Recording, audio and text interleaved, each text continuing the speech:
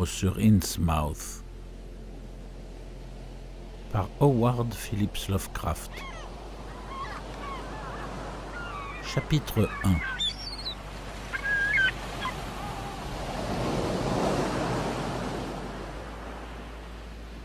Au cours de l'hiver 1927-1928, des fonctionnaires du gouvernement fédéral ont mené une enquête mystérieuse et secrète relative à certains faits survenus dans l'ancien port de pêche d'Innsmouth, Massachusetts. Le public ne l'apprit qu'en février à l'occasion d'une série de rafles et d'arrestations suivies de l'incendie volontaire et du dynamitage, avec les précautions qui s'imposaient, d'un nombre considérable de maisons délabrées et vermoulues que l'on supposait vides le long du front de mer abandonné. Les esprits peu curieux prirent cet événement pour un nouvel épisode violent de la guerre menée contre les bootleggers. Mais les lecteurs plus attentifs s'étonnèrent du nombre prodigieux d'arrestations, des effectifs de police exceptionnels qui furent déployés et du secret qui entoura le sort des prisonniers. Il ne fut question ni de procès, ni même d'accusation précise, et l'on ne retrouva par la suite aucune des personnes arrêtées dans les prisons officielles du pays. Il y eut de vagues déclarations à propos de camps de quarantaine et d'internement, et plus tard de transferts dans diverses prisons militaires, mais aucune information claire et précise. Innsmouth elle-même s'en trouva presque entièrement dépeuplée, et c'est seulement maintenant qu'elle commence à montrer les signes d'une lente renaissance. Les protestations de nombreuses organisations humanitaires donnèrent lieu à de longues réunions tenues secrètes, et l'on emmena leurs représentants visiter certains camps et lieux de détention. À la suite de quoi, ces organisations devinrent singulièrement passives et silencieuses. Les journalistes furent plus difficiles à manipuler, mais dans l'ensemble, ils finirent par coopérer avec le gouvernement. Un seul journal, un tabloïd, toujours suspect de rechercher le sensationnel, mentionna un sous-marin qui aurait lancé des torpilles dans l'abîme situé au-delà du récif du Diable. Cette information, recueillie dans un bouge à matelot, parut vraiment tirée par les cheveux, d'autant que ce récif se trouve à plus d'1,5 mille du port d'Innsmouth. Les gens de la campagne et des villes environnantes en parlèrent beaucoup, mais à voix basse, et jamais aux étrangers. Depuis bientôt un siècle, ils discutaient d'Innsmouth, mourante, à moitié déserte, mais rien de nouveau ne pourrait être plus délirant ni plus hideux que ce qui avait été chuchoté et évoqué dans les années passées.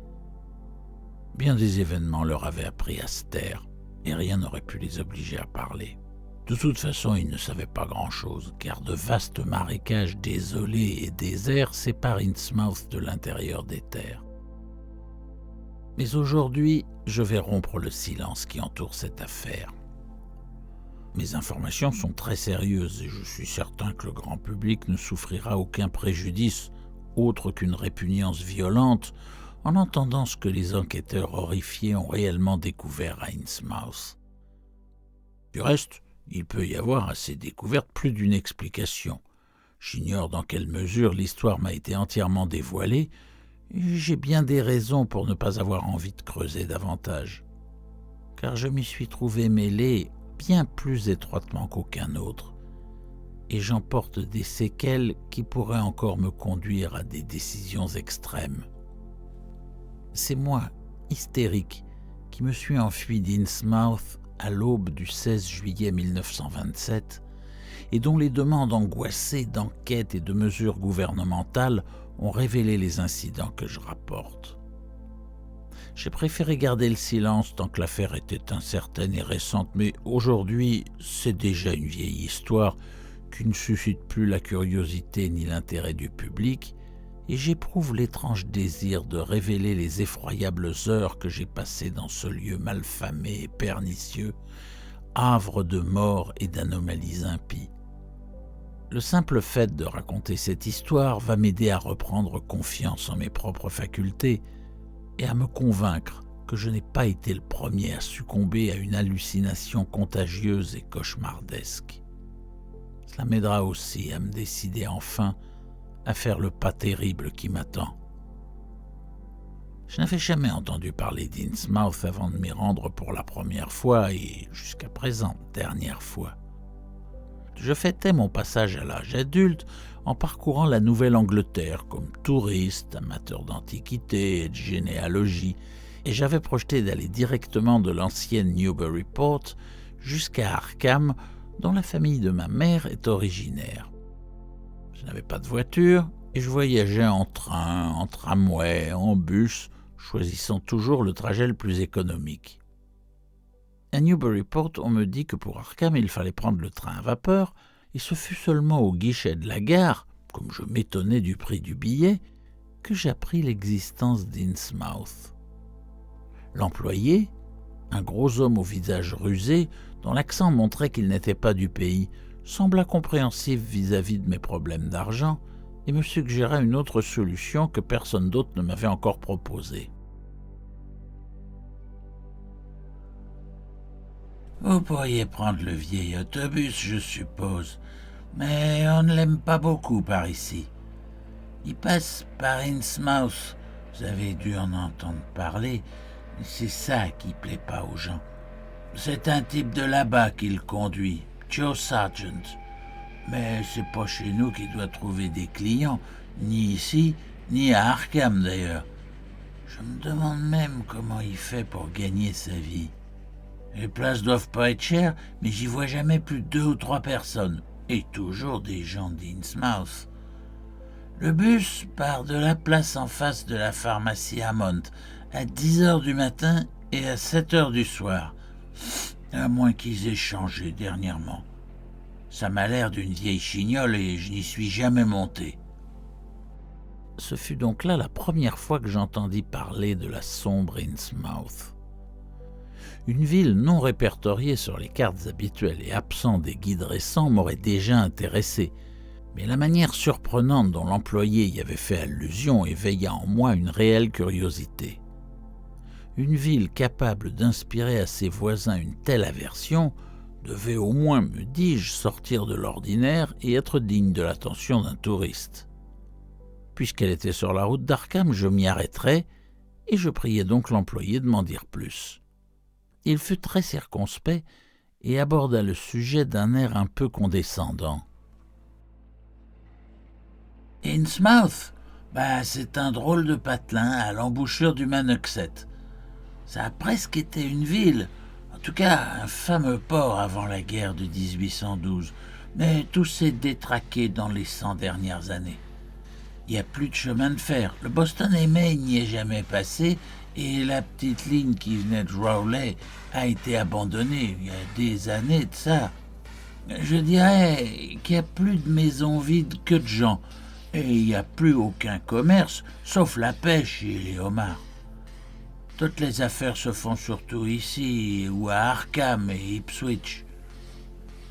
Autrefois, ils avaient pas mal d'usines, mais il ne reste rien aujourd'hui qu'une fonderie d'or qui vivote tant bien que mal. N'empêche que dans le temps, c'était une grosse affaire, et le vieux Marsh, son propriétaire, doit être plus riche que Crésus. Drôle de type, toujours enfermé chez lui. Sur le tard, il aurait attrapé une maladie de peau ou une difformité, ça l'empêche de se montrer. C'est le petit-fils du capitaine Obed Marsh, celui qui avait fondé l'affaire. Sa mère devait être une espèce d'étrangère, on a dit une insulaire des mers du Sud. Il y a 50 ans, quand il a épousé une fille d'Ipswich, ça a fait du vilain. Faut dire qu'on est toujours comme ça avec les gens d'Innsmouth et ceux qui ont du sang de là-bas, ils essayent toujours de le cacher. Mais les enfants et les petits-enfants de Marsh, pour ce que j'en ai vu, ils m'ont l'air comme tout le monde. Je me les suis fait montrer un jour. Mais maintenant que j'y pense, il y a longtemps qu'on n'a pas vu les aînés. Le vieux, lui, je ne l'ai jamais vu. Et pourquoi, vous allez me demander, pourquoi tout le monde en a après Innsmouth comme ça? Ma foi, jeune homme, il ne faut pas attacher trop d'importance à ce que disent les gens par ici. Ils sont difficiles à mettre en route, mais quand ils y sont, en route, ils ne s'arrêtent plus. Ils en ont raconté, enfin plutôt chuchoté, des histoires sur Innsmouth depuis plus de 100 ans, je pense bien. Et ce que j'en conclus, c'est qu'ils en ont surtout peur. Certaines de ces histoires vous feraient bien rire, comme celle du vieux capitaine Marsh qui avait pactisé avec le diable et qui avait fini par faire venir des lutins de l'enfer pour les installer à Innsmouth.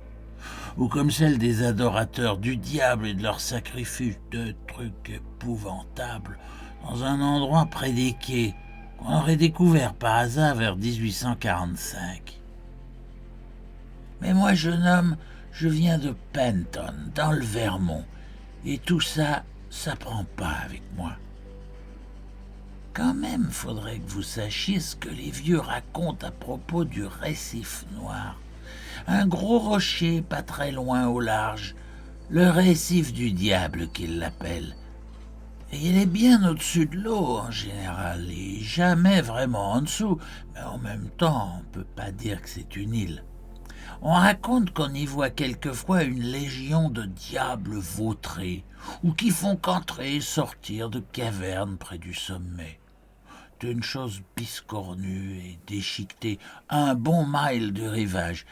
Et à l'époque où on naviguait encore, les marins faisaient un grand détour rien que pour l'éviter. Je veux dire les marins qui n'étaient pas d'Innsmouth. Une des choses qu'on reprochait au vieux capitaine Marsh, c'est qu'il y débarquait la nuit, quand la marée le permettait. Ouais, il l'a peut-être fait. Ce rocher était sûrement intéressant, mais il est possible aussi qu'il ait cherché un butin de pirate, et même qu'il l'ait trouvé. Mais ce qu'on disait surtout, c'est qu'il faisait des affaires avec le diable et ses démons. Le fait est que c'est vraiment le capitaine qui a donné au récif sa mauvaise réputation. C'était avant la grande épidémie de 46. C'est elle qui a emporté plus de la moitié des gens d'Innsmouth. On n'a jamais su exactement ce que c'était. Probablement une maladie étrangère rapportée par bateau de Chine ou d'ailleurs. En tout cas, ça a fait du vilain. Il y a eu des émeutes et toutes sortes d'horreurs qui ne sont pas propagées à l'extérieur, mais la ville ne s'en est jamais remise. Il ne doit pas y vivre aujourd'hui plus de 300 ou 400 habitants. Maintenant, si vous voulez mon avis, la vraie raison de l'attitude des gens d'ici, c'est simplement un préjugé racial, et je peux pas dire que je les en blâme.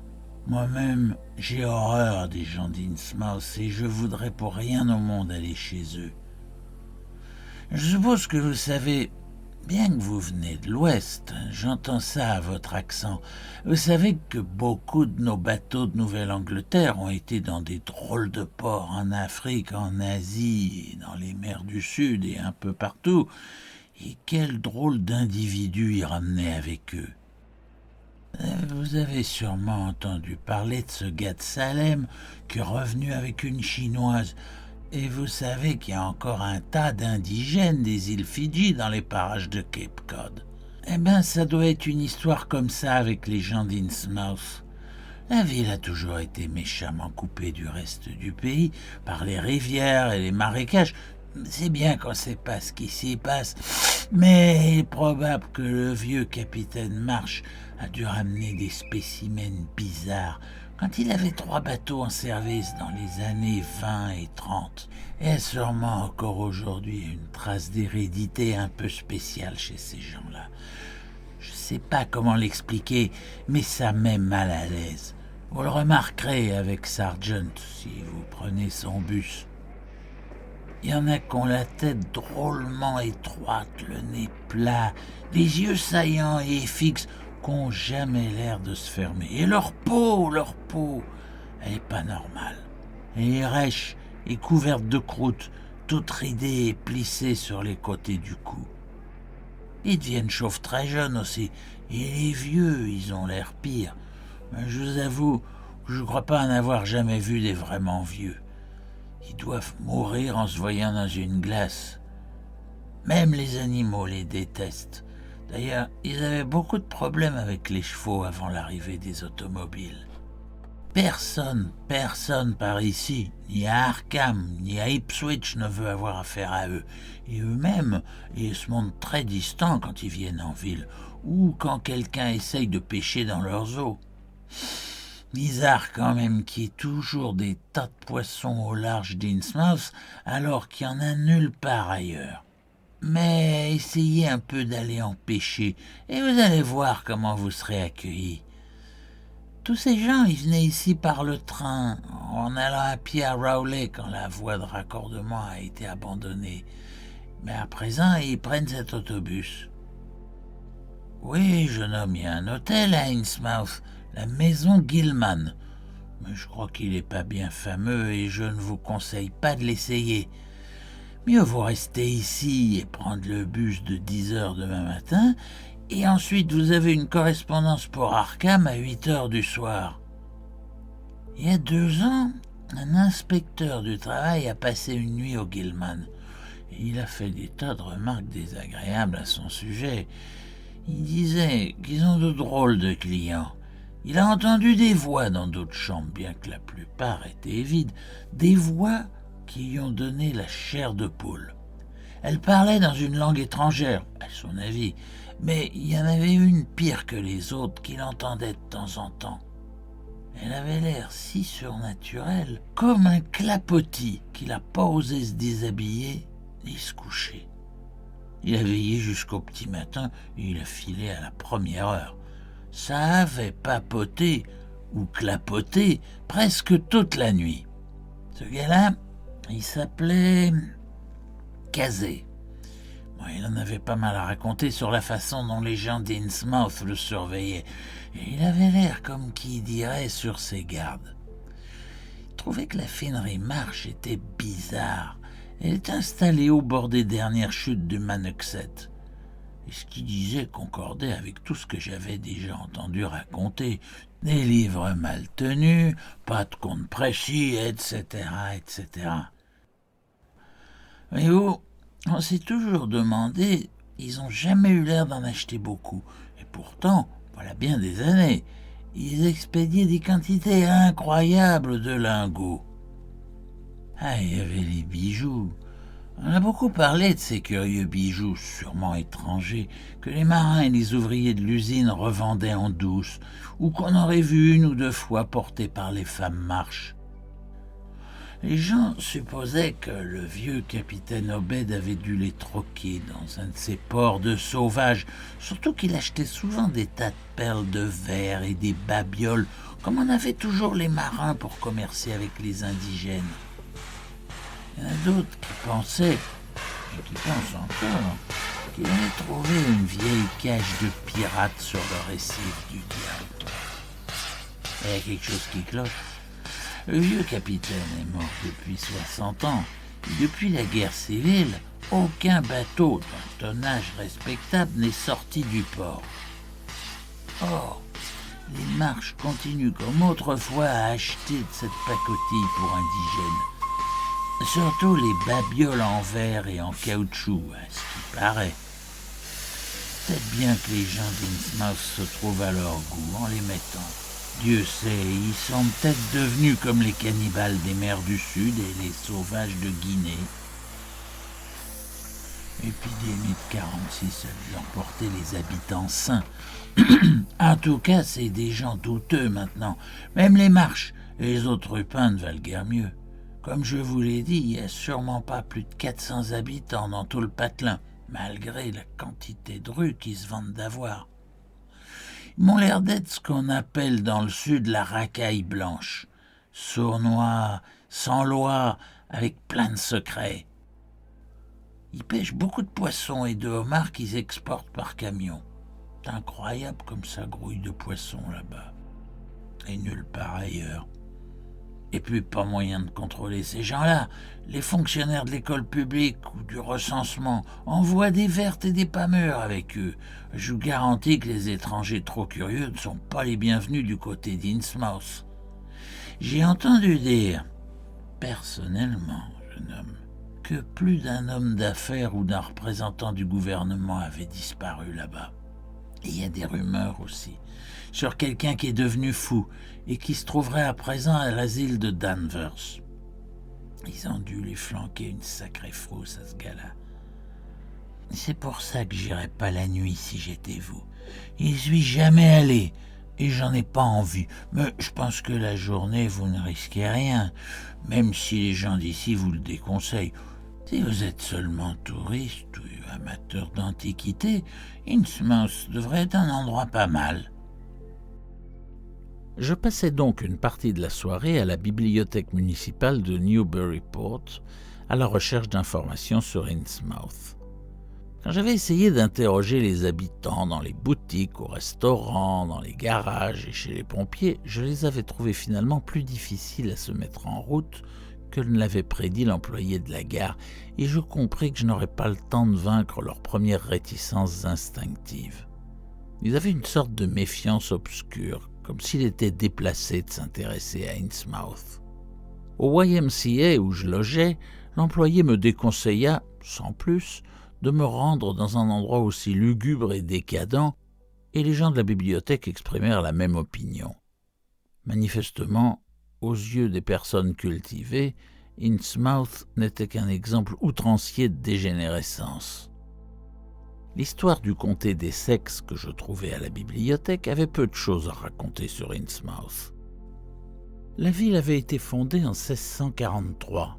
Elle était réputée pour ses chantiers navals avant la Révolution, et au début du XIXe siècle, elle devint un centre maritime important avant d'être dotée plus tard d'une industrie mineure utilisant le Manuxet comme force motrice. L'épidémie et les émeutes de 1846 étaient à peine évoquées, comme si elles avaient été une honte pour le comté. On parlait peu du déclin, bien que le dernier texte fût très instructif à ce sujet. Après la guerre civile, toute la vie industrielle se résumait à la compagnie d'affinage Marsh, et la vente des lingots d'or demeurait la dernière activité commerciale en dehors de la pêche. Cette dernière payait de moins en moins à cause de la baisse des cours et de la concurrence des grandes pêcheries. Pourtant, il n'y avait jamais eu de pénurie de poissons au large d'Innsmouth. Les étrangers s'y installèrent rarement, et des incidents passés sous silence prouvaient que plusieurs Polonais et Portugais qui s'y étaient risqués avaient été chassés d'une façon très brutale. Le plus intéressant fut une allusion aux bijoux étranges qu'on associait souvent à Innsmouth. Ils avaient dû faire impression dans tout le pays, car on en mentionnait des exemplaires conservés au musée de l'université de Miskatonic à Arkham et dans le hall d'exposition de la Société historique de Newburyport. Les descriptions incomplètes de ces objets étaient plates et banales, mais elles me suggérèrent une étrangeté cachée. Quelque chose en eux me sembla si insolite et provoquant que je ne parvins pas à m'en détacher l'esprit, et malgré l'heure avancée, je résolus d'aller voir, si c'était encore possible, l'exemplaire local décrit comme un bijou de grande taille aux proportions singulières, de toute évidence une tiare. La bibliothécaire me remit un mot d'introduction pour la conservatrice de la société historique, une certaine Miss Anna Tilton, qui habitait tout près, et après une brève explication, cette charmante dame eut la bonté de m'accompagner dans le bâtiment déjà fermé, jugeant sans doute que l'heure n'était pas encore indue. La collection était véritablement remarquable, mais à cet instant, je n'avais d'yeux que pour l'objet bizarre qui brillait dans une vitrine d'angle sous la lumière électrique. Il n'était pas nécessaire d'être particulièrement sensible à la beauté pour rester, comme moi, le souffle littéralement coupé devant la splendeur étrange, surnaturelle, de ce fantasme opulent qui reposait sur un coussin de velours mauve. Aujourd'hui encore, je suis presque incapable de décrire ce que j'ai vu, bien qu'il s'agisse indiscutablement d'une sorte de tiare, comme le mentionnait la description que j'avais lue. Elle était haute à l'avant, d'un contour très grand mais curieusement irrégulier, comme si elle avait été conçue pour une tête monstrueusement elliptique. L'or semblait prédominant, quoiqu'un mystérieux éclat plus lumineux suggérait quelque étrange alliage avec un autre métal rare, difficilement identifiable. Elle était en parfait état et on aurait passé des heures à étudier ses dessins saisissants et d'une originalité déroutante, les uns simplement géométriques, d'autres aux motifs nettement marins, ciselés ou modelés en relief sur sa surface, avec un art d'une habileté et d'une grâce incroyables. Plus je la regardais, plus elle me fascinait, et dans cette fascination, il y avait un élément curieusement dérangeant, mais impossible à définir et à expliquer. J'attribuais d'abord mon trouble au caractère surnaturel de cet art étrange. Toutes les œuvres que j'avais vues jusqu'alors appartenaient à un courant connu, ethnique ou national, à moins qu'elles ne soient un défi moderniste délibéré à ces courants. Cette tiare n'était ni l'un ni l'autre. Elle relevait évidemment d'une technique accomplie, d'une maturité et d'une perfection infinie.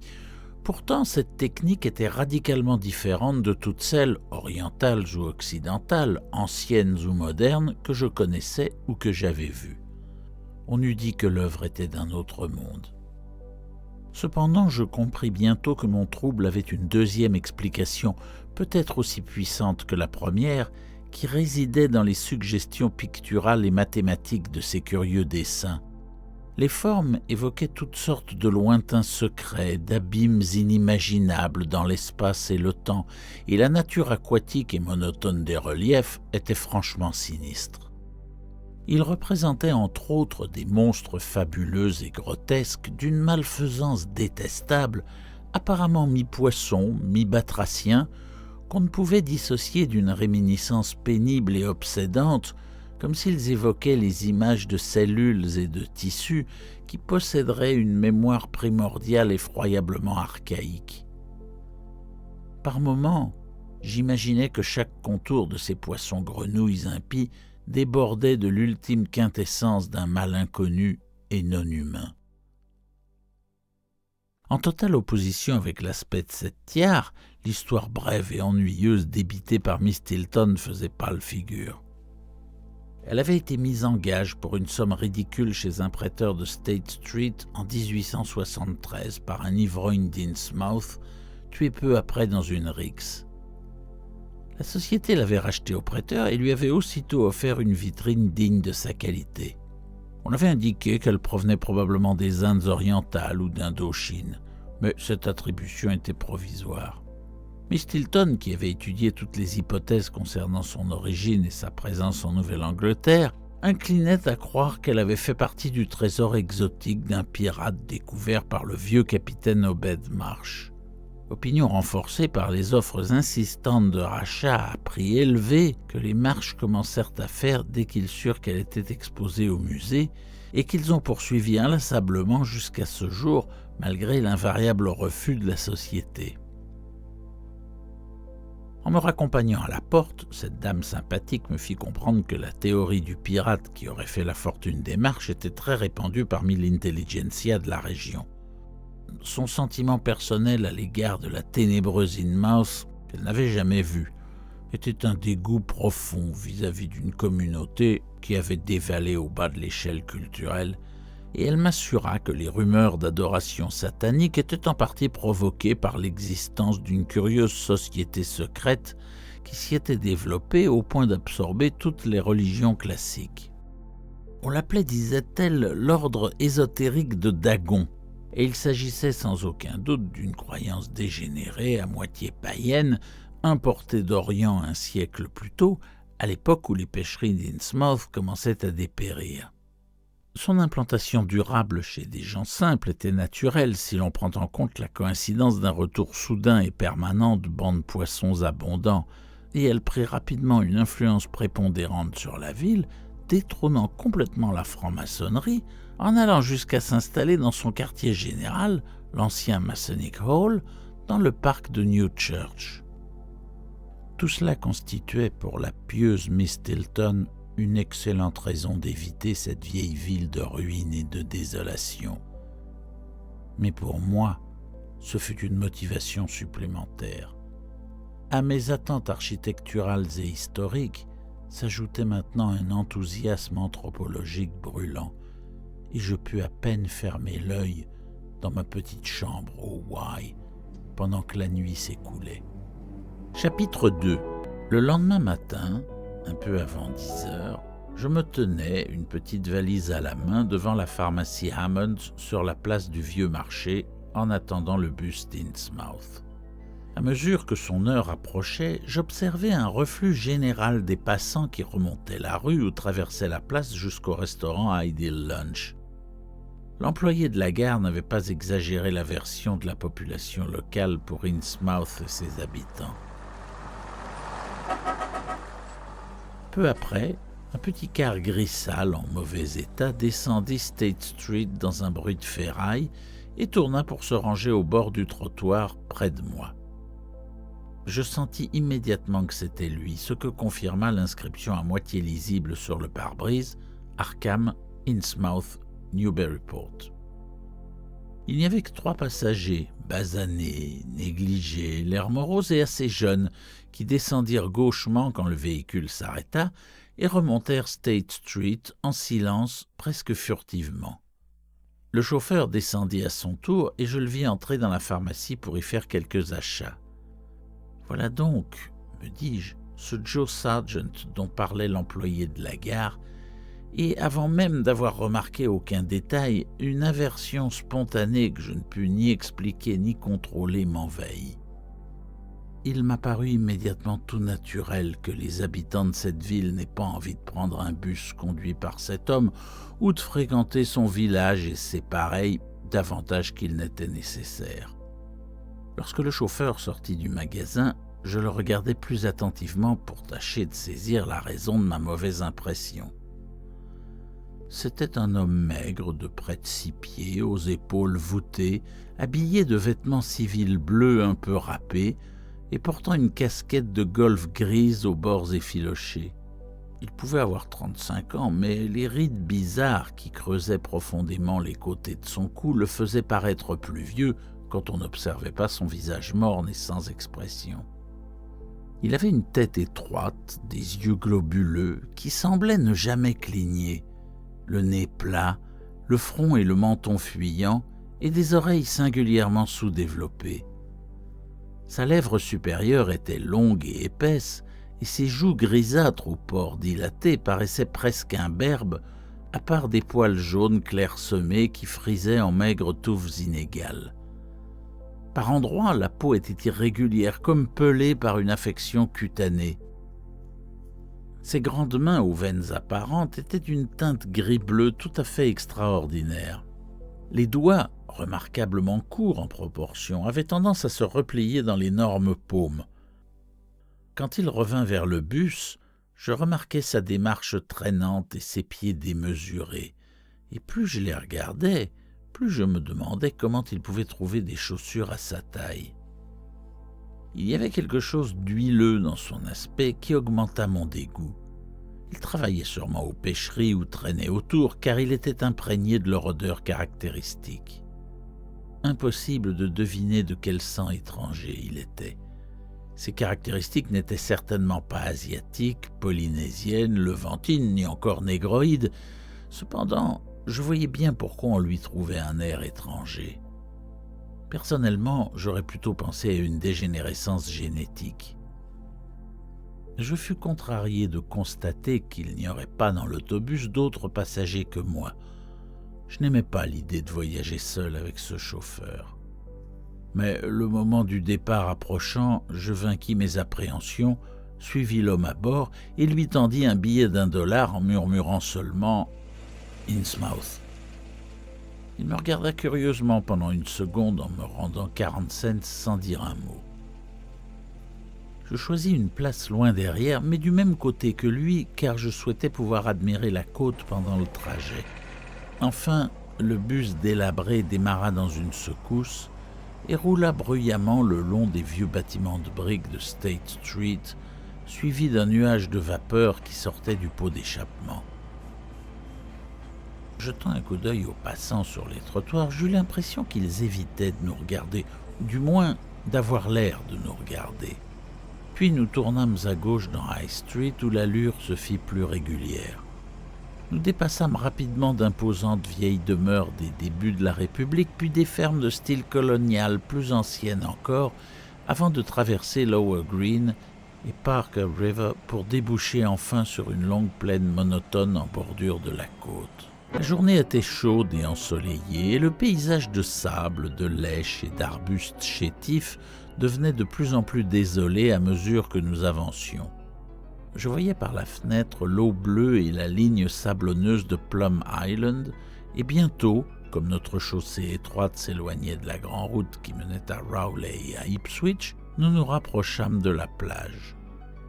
Il n'y avait plus de maisons en vue et je jugeais d'après l'état de la route que la circulation était très réduite dans les parages. Les poteaux télégraphiques épuisés par les intempéries ne portaient que 2 fils. De temps à autre, nous franchissions un pont de bois rudimentaire sur des cours d'eau soumis à la marée qui, remontant très loin à l'intérieur des terres, contribuait à l'isolement général de la région. Quelquefois, je remarquais de vieilles souches mortes et des fondations en ruine émergeant du sable amoncelé par le vent, et je me rappelais un article publié dans une des chroniques que j'avais lues qui soulignait que cette région avait jadis été fertile et très peuplée. Le changement, disait-on, avait coïncidé avec l'épidémie d'Innsmouth de 1846, et les esprits simples y avaient vu un rapport obscur avec les forces invisibles du mal. En fait, elle avait été provoquée par l'abattage inconsidéré des forêts proches du rivage qui, privant le sol de sa meilleure protection, avait ouvert la voie à des vagues de sable poussées par le vent. Enfin, nous perdîmes de vue Plum Island, et j'aperçus sur ma gauche l'immense étendue de l'océan Atlantique. Notre route étroite se mit à monter en pente raide et j'éprouvais une étrange sensation d'inquiétude en regardant devant moi la crête solitaire où la route creusée d'ornières rencontrait le ciel.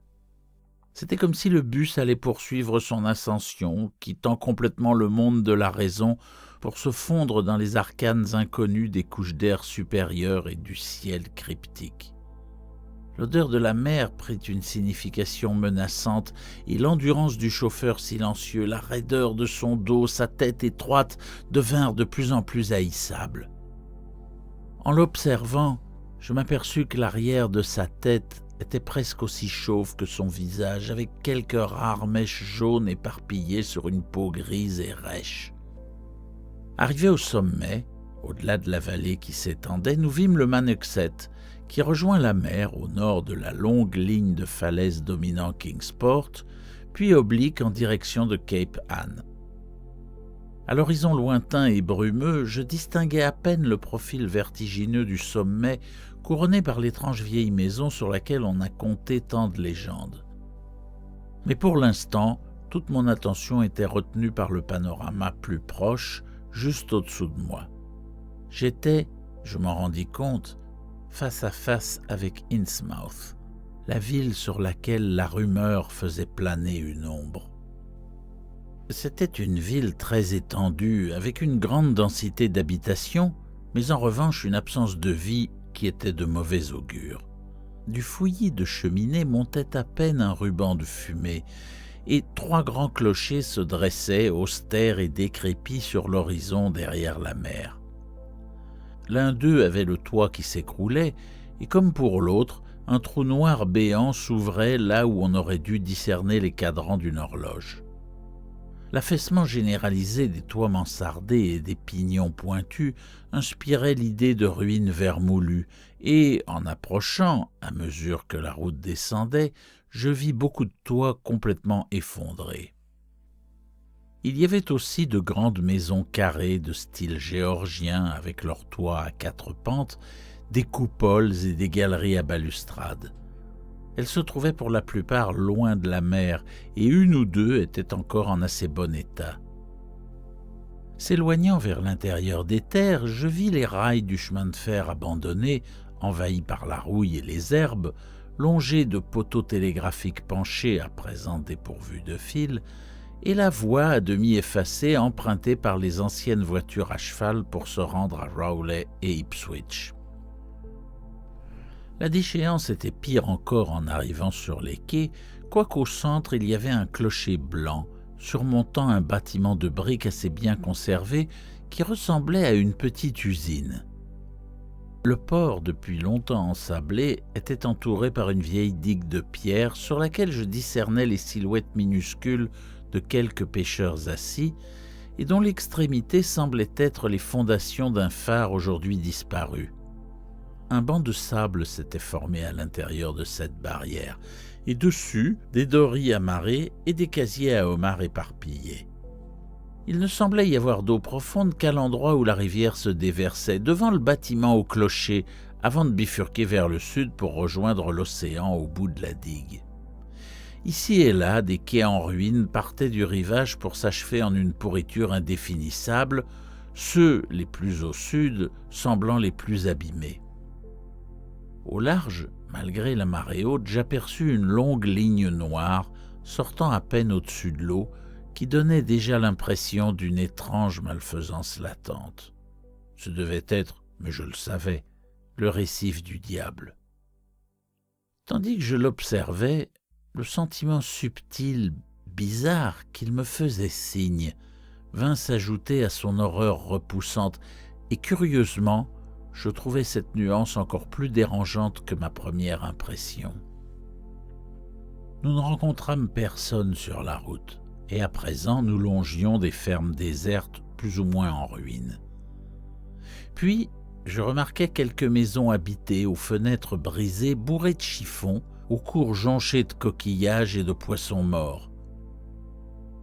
Une ou deux fois, je vis des individus à l'air apathique travailler dans des jardins stériles ou chercher des clams sur la plage qui sentait le poisson, et des groupes d'enfants sales au visage simiesque qui jouaient devant les seuils envahis de mauvaises herbes. D'une certaine façon, ces gens semblaient encore plus inquiétants que les bâtiments lugubres, car presque tous présentaient des visages et des comportements singuliers qui m'étaient instinctivement antipathiques, sans que je sache préciser ou comprendre pourquoi. Pendant un instant, je crus que leur physique caractéristique me rappelait une image que j'avais déjà vue, peut-être dans un livre lu dans des circonstances particulièrement pénibles et tristes, mais ce pseudo-souvenir s'évanouit très rapidement. Comme l'autocar arrivait dans la plaine, je perçus le bruit régulier d'une chute d'eau qui rompait enfin le silence insolite. Des maisons penchées et lépreuses de plus en plus rapprochées bordaient les deux côtés de la route et prenaient un caractère plus citadin que celles que nous laissions derrière nous. Devant, la vue se limitait à un décor de rue où, par endroits, je vis les vestiges d'un ancien pavage et des portions de trottoirs de briques. Toutes les maisons paraissaient désertes, et parfois il y avait un espace vide où des restes de cheminées et de murs de caves attestaient d'une habitation écroulée. Envahissant tout, régnait l'odeur de poisson la plus infecte qu'on puisse imaginer. Bientôt, des intersections et des carrefours apparurent. Les rues de gauche menaient au rivage, royaume crasseux et sordide, pourrissant sur la terre battue, tandis que celles de droite donnaient encore l'image d'une grandeur passée. Jusque-là, je n'avais vu personne dans cette ville, mais enfin quelques signes d'une population clairsemée apparurent. Des rideaux aux fenêtres, ici et là, ou une vieille voiture au bord d'un trottoir. Car les trottoirs et les pavés étaient de plus en plus présents, et même si la plupart des maisons étaient franchement anciennes, des constructions de bois et de briques du début du XIXe siècle, elles restaient maintenues dans un état habitable. L'amateur d'antiquité en moi oublia presque la puanteur ignoble, tout comme le sentiment de menace et de répulsion au cœur de cette survivance d'un passé prospère et inaltéré. Mais je ne devais pas atteindre ma destination sans ressentir une forte impression des plus pénibles. L'autobus était parvenu à une sorte de vaste carrefour, ou plutôt un rond-point, avec des églises des deux côtés et au centre les restes d'une pelouse circulaire, et je regardais à ma droite un grand hall orné de colonnes. La peinture, autrefois blanche, était à présent grise et écaillée, et l'inscription noire et or au fronton était ternie au point que j'eus du mal à déchiffrer les mots « Ordre ésotérique de Dagon ». Tandis que je m'efforçais de lire cette inscription, mon attention fut distraite par les sons éraillés d'une cloche fêlée qui sonnait de l'autre côté de la rue, et je me retournai vivement pour regarder par la vitre de la voiture de mon côté. Le son venait d'une église de pierre trapue, visiblement plus récente que la plupart des maisons construites dans un style gothique grossier et dont la cave, anormalement haute, possédait des fenêtres aux volets clos. Bien que l'horloge eût perdu ses aiguilles du côté où je regardais, j'entendis la cloche enrouée sonner 11 heures. Puis soudain, tout aidait de temps s'effaça devant une image fulgurante d'une extrême intensité et d'une horreur inexplicable qui me saisit avant même que j'aie pu l'identifier. La porte du sous-sol était ouverte, révélant un rectangle de ténèbres à l'intérieur. Et au moment où je la regardais, quelque chose passa ou sembla passer sur ce fond noir, gravant dans mon esprit une impression fugitive de cauchemar d'autant plus affolante que l'analyse ne pouvait déceler le moindre caractère cauchemardesque. C'était un être vivant, le premier, à part le chauffeur, que j'ai vu depuis mon entrée dans la ville proprement dite. Si j'avais été plus calme, je n'y aurais trouvé absolument rien de terrifiant. De toute évidence, comme je le compris un moment plus tard, c'était le pasteur, affublé de curieux vêtements sacerdotaux, en usage sans doute depuis que l'ordre de Dagon avait modifié le rituel des églises locales. Ce qui avait dû attirer mon premier regard inconscient et me pénétrer d'horreur était la grande tiare qu'il portait, une réplique presque parfaite de celle que Miss Tilton m'avait montrée la veille au soir. Frappant mon imagination, elle avait donné un caractère sinistre et indéfinissable à la forme vêtue d'une robe, traînant les pieds et au visage indéterminé. Finalement, je me dis que je n'avais aucune raison d'avoir éprouvé ce choc à cause d'une réminiscence maléfique. N'était-il pas naturel qu'une secte locale adopte dans ses tenues un modèle de bijou rare, mais sans doute bien connu de la communauté suite à un événement fédérateur, par exemple la découverte d'un trésor?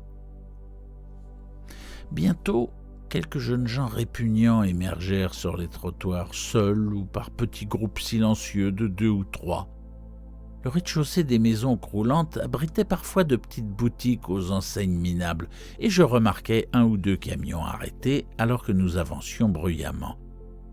Le bruit de chute d'eau devint de plus en plus distinct, et je vis presque aussitôt devant nous une rivière très encaissée, enjambée par un large pont à balustrade de fer, au-delà duquel s'ouvrait une grande place. Pendant que nous le franchissions, je regardais des 2 côtés et j'aperçus des usines sur le bord de la gorge et un peu plus bas. Tout au fond, l'eau était très abondante et je vis 2 chutes en amont à ma droite et au moins une en aval à ma gauche. À cet endroit, le bruit devint assourdissant. Nous arrivâmes sur la place de l'autre côté de la rivière et nous nous arrêtâmes à droite devant une grande bâtisse couronnée d'une coupole, habillée de restes de peinture jaune et affublée d'une enseigne à demi effacée qui annonçait que nous étions arrivés à la maison Gilman.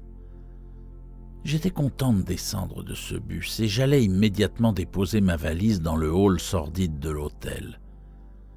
Il n'y avait qu'une personne en vue, un homme déjà âgé, qui n'avait pas cet air que j'avais surnommé le look Innsmouth, et, me souvenant d'incidents bizarres qu'on avait signalés dans cet établissement, je résolus de ne lui poser aucune des questions qui me préoccupaient.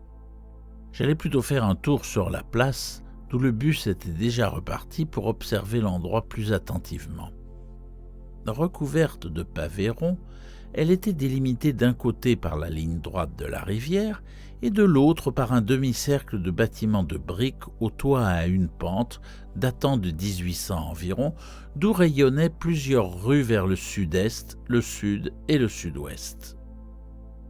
Les réverbères étaient désespérément rares et petits, tous munis de lampes à incandescence de faible puissance, et je me félicitais d'avoir prévu mon départ avant la nuit, même si je savais que la lune serait pleine. Les bâtiments étaient tous en bon état et comptaient peut-être une douzaine de boutiques toujours en activité. L'une d'elles était une épicerie de la chaîne First National, une autre un restaurant lugubre suivi d'une pharmacie, les bureaux d'un poissonnier en gros, et une autre encore à l'extrémité est de la place, près de la rivière, qui abritait les bureaux de la seule industrie de la ville, la compagnie d'affinage Marsh. Il y avait une dizaine de personnes, 4 ou 5 automobiles et camions arrêtés çà et là. Il n'était pas besoin de m'expliquer que c'était le centre stratégique d'Innsmouth. À l'est, je pouvais apercevoir le bleu de la mer, sur laquelle se détachaient les ruines de 3 clochers géorgiens, apparemment superbes en leur temps, et vers le port, de l'autre côté de la rivière, le clocher blanc qui surmontait ce que je supposais être la finerie Marsh. Je décidai de commencer mes premières investigations à l'épicerie, le personnel d'une chaîne ayant plus de chances de ne pas être du pays. Je trouvai un garçon seul d'environ 17 ans, et je constatai avec plaisir son air accueillant et vif qui augurait d'informations intéressantes. Il semblait avoir envie de parler, et je compris bientôt qu'il n'aimait pas l'endroit, son odeur de poisson, ni ses habitants sournois. Quelques mots échangés avec un étranger étaient pour lui une bouffée d'air frais. Il venait d'Arkham, logeait auprès d'une famille originaire d'Ipswich, et retournait chez lui chaque fois qu'il avait un moment de liberté. Ses parents n'appréciaient pas davantage qu'il travaille à Innsmouth, mais la direction de la chaîne l'avait envoyé ici, et il ne voulait pas perdre son emploi. Il n'y avait à Innsmouth, dit-il, ni bibliothèque municipale, ni chambre de commerce.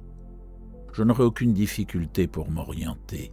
La rue par laquelle j'étais arrivé était Federal Street. À l'ouest se trouvaient les rues des anciens beaux quartiers, Broad, Washington, Lafayette et Adam Street. Et à l'est, du côté de la mer, les taudis. C'était là, le long de Main Street, que je trouverais d'anciennes églises géorgiennes, mais elles étaient toutes abandonnées depuis longtemps. De toute façon, mieux valait ne pas trop se faire remarquer dans ces parages, surtout au nord de la rivière, où les gens étaient agressifs et hostiles. Quelques étrangers y avaient même disparu. Certains endroits étaient presque territoires interdits, comme il l'avait cruellement appris à ses dépens. On devait par exemple éviter de traîner près de la finerie Marsh, autour des églises encore utilisées, ou de l'édifice à colonnes de l'ordre de Dagon, et enfin au parc de New Church. Les églises étaient très étranges, toutes formellement désavouées par leurs congrégations respectives, et elles avaient adopté des rituels et des vêtements sacerdotaux des plus bizarres. Leur credo, hérétique et mystérieux, évoquait des transformations prodigieuses qui conduiraient à une certaine immortalité du corps sur cette terre. Le pasteur du jeune homme, le docteur Wallace de l'église méthodiste anglaise d'Arkham, lui avait absolument enjoint de ne fréquenter aucune église à Innsmouth. Les habitants, ils ne savaient trop qu'en penser.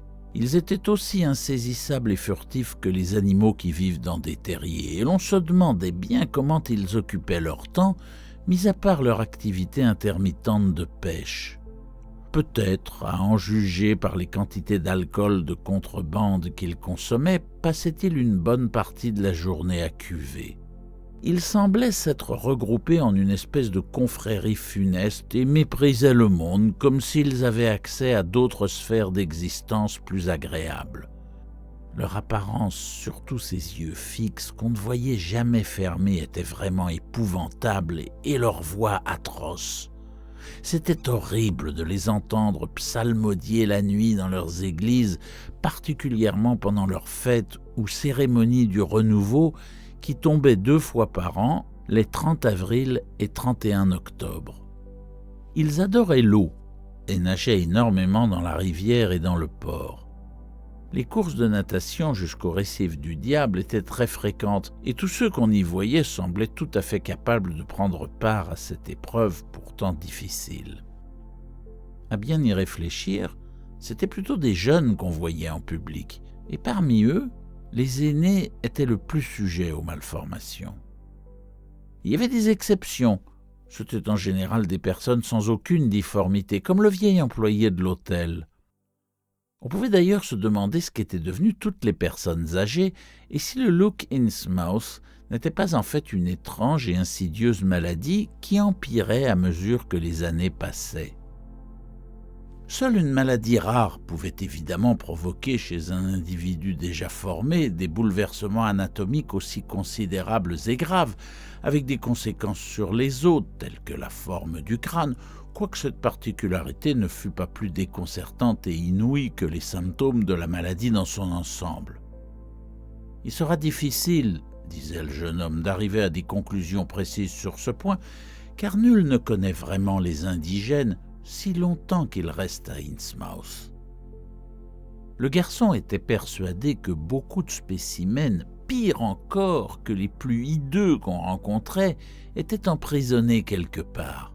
On entendait parfois des bruits étranges et les taudis délabrés du front de mer, au nord de la rivière, communiquaient, disait-on, par des galeries secrètes qui constituaient un véritable terrier de monstres invisibles. Quel sang étranger coulait dans leurs veines? S'ils avaient du sang, impossible de le savoir. On cachait quelquefois certains individus particulièrement répugnants quand des fonctionnaires gouvernementaux ou d'autres personnes étrangères venaient à Innsmouth. Il serait inutile, disait mon informateur, de poser des questions sur leur cité aux autochtones. Quoiqu'un seul, peut-être, parlerait. Un homme très âgé, mais apparemment normal, qui vivait à l'hospice tout en haut du quartier nord et passait son temps à aller et venir près de la caserne des pompiers. Ce vieux bonhomme chenu, Zadok Allen, avait 96 ans et perdait un peu la tête, sans compter que c'était l'ivrogne de la ville. Un être bizarre, sournois, qui regardait sans cesse par-dessus son épaule, comme s'il redoutait quelque chose, et qui refusait absolument, quand il était à jeun, de parler avec des étrangers. Par contre, il était incapable de résister si on lui offrait son poison favori, et une fois ivre, il débitait à voix basse les bribes de souvenirs les plus étonnants.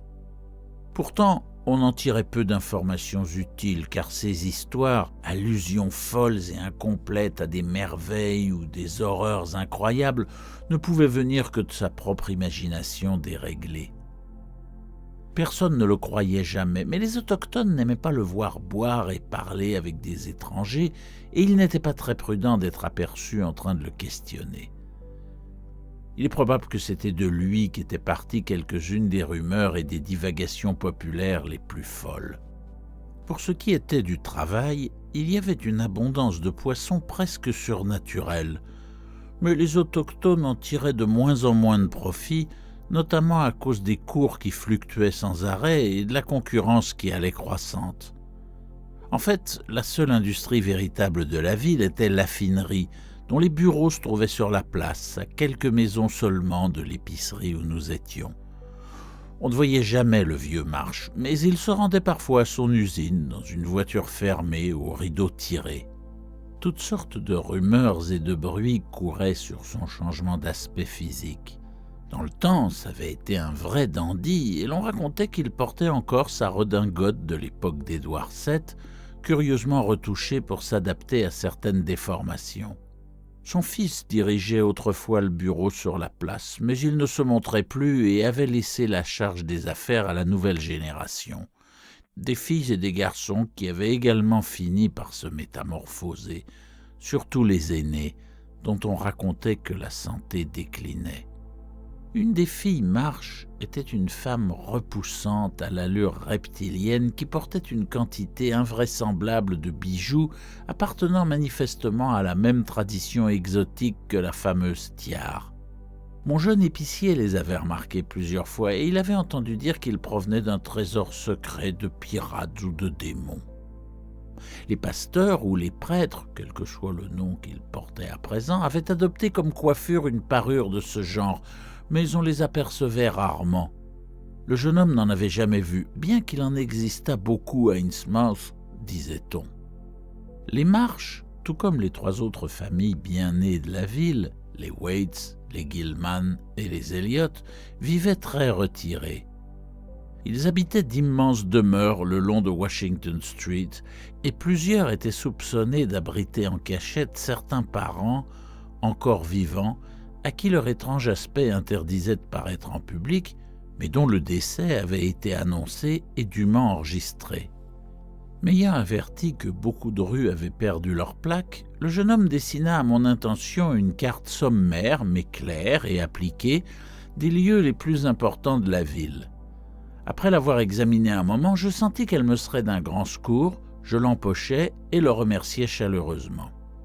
Dégoûté par l'aspect miteux du seul restaurant que j'avais vu, j'achetai une bonne provision de biscuits au fromage et de gaufrettes au gingembre qui me tiendraient lieu de déjeuner. Je décidai de parcourir les rues principales, de parler à tous les non-indigènes que je pourrais rencontrer et de prendre le quart de 8 heures pour Arkham. La ville, je le voyais bien, offrait un exemple incroyable de déchéance collective, mais n'étant pas sociologue, je limiterai mes observations essentielles au domaine de l'architecture. C'est ainsi que je commençai ma visite systématique et assez déconcertante des rues étroites et sombres d'Innsmouth. Après avoir traversé le pont et tourné en direction du grondement des chutes en aval, je passai tout près de la Finery Marsh, bizarrement silencieuse pour une industrie. Elle se dressait sur la falaise qui dominait la rivière, près du pont et d'un carrefour qui devait être l'ancien centre de la cité, remplacé après la Révolution par Town Square. Retraversant le fleuve par le pont de Main Street, je découvris un quartier tellement désert que j'en frissonnais. Des enchevêtrements de toits à 2 pentes en train de s'écrouler formaient un horizon cranté et fantastique que dominait le sinistre clocher décapité d'une ancienne église. Certaines maisons de Main Street étaient occupées, mais la plupart avaient été condamnées avec des planches clouées. Dans les ruelles adjacentes, dépourvues de pavés, je vis les fenêtres noires et béantes de baraques abandonnées, dont beaucoup penchaient selon des angles incroyables et périlleux par suite de l'écroulement d'une partie des fondations. Ces fenêtres spectrales me fixaient, et il me fallut du courage pour tourner vers l'est en direction du port. La terreur des maisons désertes croît certainement en progression géométrique et non arithmétique à mesure que ces demeures se multiplient pour former une cité totalement désolée.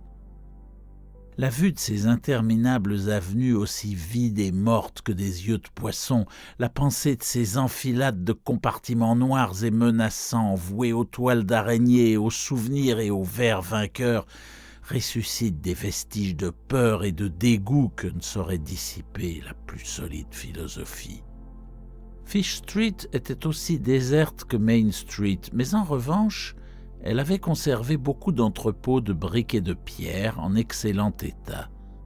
Water Street en était presque la réplique, sauf qu'elle présentait de larges ouvertures en direction de la mer à la place des quais détruits. Je ne voyais pas un être vivant à part les pêcheurs éparpillés loin sur la digue, et je n'entendais pas d'autre bruit que le clapotis de la mer dans le port et le grondement des chutes du Manoxet. La ville me portait de plus en plus sur les nerfs, et je regardais furtivement derrière moi en rebroussant chemin pour traverser le pont branlant de Water Street. Celui de Fish Street, comme l'indiquait mon plan, était en ruine. Au nord de la rivière, il y avait quelques traces de vie sordide, conserverie de poissons en activité dans Water Street, fumée de cheminées et toits réparés ici et là, bruit de provenance indéterminée, silhouettes aux pas traînants dans les rues mornes et les ruelles de terre battue, mais cela me semblait encore plus oppressant que la désolation des quartiers sud. Car les gens d'ici étaient plus hideux, plus anormaux que ceux du centre-ville, au point que plusieurs fois, il me revint à l'esprit un souvenir absolument inconcevable que je n'arrivais pas à situer. Sans doute l'ascendance étrangère de la population d'Innsmouth était plus affirmée ici que vers l'intérieur des terres, à moins que le look Innsmouth ne soit une affection plutôt qu'une tare héréditaire, auquel cas ce quartier abritait les malades les plus atteints. Un détail me tracassait cependant. D'où pouvaient bien émaner les quelques bruits étouffés que j'entendais? En principe, ils auraient dû tous provenir des maisons apparemment habitées. Pourtant, c'était derrière les façades les mieux barricadées qu'ils étaient les plus forts. Il y avait des craquements, des pas précipités et des sons rauques, indéfinissables, et je songeais avec inquiétude au tunnel secret dont le jeune épicier m'avait parlé. Soudain, je me demandais quelles pouvaient bien être les voix de ces gens. Jusqu'à présent, je n'avais entendu parler personne dans ce quartier, mais sans raison vraiment sérieuse, je tenais à ce que cela ne change pas. Je fis une pause juste suffisante pour admirer 2 églises très belles, mais en ruine, sur Main Street et Church, après quoi je me hâtais de quitter les infects taudis du front de mer. Logiquement, j'aurais dû aller voir le parc de New Church, mais pour une raison ou une autre, je ne pus me faire à l'idée de repasser devant l'église où j'avais aperçu la silhouette inexplicablement terrifiante du prêtre ou du pasteur à la couronne étrange. D'ailleurs, le jeune épicier ne m'avait-il pas averti que les églises et la salle de l'ordre de Dagon n'étaient pas des endroits recommandables pour les étrangers. Aussi, je suivis plutôt Main Street en direction du nord jusqu'à Martin, puis tournant vers l'intérieur des terres, je traversai Federal, en restant prudemment éloigné du parc de New Church, et je pénétrai dans l'ancien quartier huppé de Broad Street Nord, Washington, Lafayette et Adams. Bien que ces vieilles avenues majestueuses fussent mal pavées et négligées, elles conservaient, à l'ombre des ormes, un reste de dignité. Maisons, résidences, manoirs réclamaient mon attention, la plupart délabrés et condamnés dans leur parc en friche, quoique dans chaque avenue, l'une ou l'autre demeure semblait habitée. Dans Washington Street, il en restait 4 ou 5 à la suite, en excellent état, entourés de pelouses et de jardins bien entretenus. La plus somptueuse, dont les vastes parterres en terrasse s'étendaient jusqu'à Lafayette, appartenait probablement au vieux Marsh, le propriétaire infecté de la finerie. On ne voyait âme qui vive dans ces rues, et je m'étonnais de l'absence totale de chats et de chiens à Innsmouth. Une autre chose me laissait perplexe et pour tout dire me perturbait. Même dans certaines des demeures les mieux conservées, beaucoup de fenêtres du 3e étage et du grenier étaient hermétiquement condamnées. La dissimulation et le mystère semblaient régner partout dans cette cité d'aliénation, de silence et de mort. Et je ne pouvais m'empêcher de me sentir observé de tous côtés par des yeux fixes et sournois qui ne se fermaient jamais. Je sursautais en entendant à ma gauche la cloche fêlée sonner 3 heures dans son clocher. Je ne me rappelais que trop l'église trapue d'où ces notes provenaient. Suivant Washington Street en direction de la rivière, je me trouvais devant une ancienne zone industrielle et commerciale. Je remarquais les ruines d'une usine en face, puis d'autres plus loin. Enfin, les restes d'une vieille gare et d'un pont couvert permettant au chemin de fer de traverser la rivière à ma droite. Un panneau de danger était affiché à l'entrée de ce pont douteux. Néanmoins, je pris le risque et repassai sur la rive sud où des traces de vie réapparurent. Des créatures furtives aux pas traînants me jetèrent des regards énigmatiques et des visages plus normaux m'examinèrent avec froideur et curiosité. Innsmouth devenait de plus en plus intolérable, et je tournais dans Payne Street en direction de Town Square dans l'espoir de trouver un véhicule quelconque qui m'amènerait à Arkham avant l'heure de départ, encore éloigné du sinistre bus. C'est alors que je vis à ma gauche la caserne de pompiers délabrée et que je remarquai un vieillard rougeau à la barbe hirsute et aux yeux délavés, couvert de haillons indescriptibles, qui, assis sur un banc, bavardait avec 2 pompiers en tenue négligée, mais à l'air normal. Cela ne pouvait être que lui, Zadok Allen, le nonagénaire alcoolique et à demi fou dont les histoires sur la vieille Innsmouth et son ombre étaient tellement hideuses et incroyables.